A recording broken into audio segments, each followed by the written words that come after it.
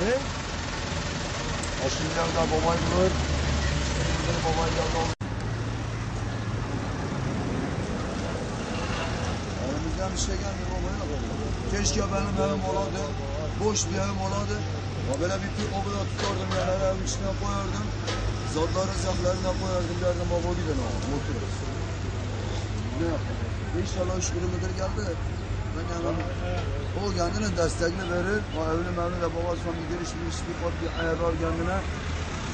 Kilolar eksiler yerleştir. Allah sinirli çok basit değil mi? Bir şey yok vallahi. Bir şey yok.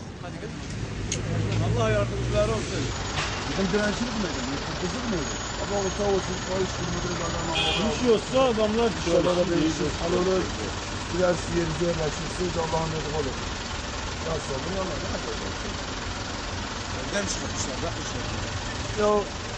Tamam oğlum. Allah yardım etsin. Boş verin geçsin. Orayı da bozmaya gel. İyi olur. Allah iyi olur. Moralinizi bozmayın. Ya bozmazsa elden. Ne yapacaksın? Oğlum oğlum mu olacak?